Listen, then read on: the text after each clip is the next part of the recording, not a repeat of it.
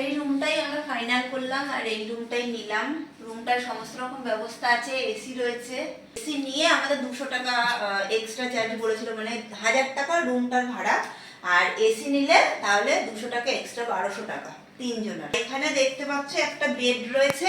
এখানে এখানে দুজনের বেড, এটা এখানে তিনজনের হবে না। ওরা বলেছে এইখানটায় ফাঁকা জায়গাটায় রাতের দিকে একটা বেডের ব্যবস্থা করে দেবে আমার ছেলের শোয়ার জন্য। এখানে বড়সড় টিভি রয়েছে আর ওয়ার্ড্রপ রয়েছে। ওয়ার্ড্রপটা একটু খুলে দেখাই। খুলবে না,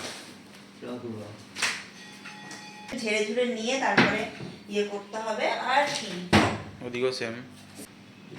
আর এদিকে ওয়াশরুম দেখিয়ে দিই। এটা হচ্ছে ওয়াশরুম। মোটামুটি ঠিকই আছে, মোটামুটি ঠিক আছে।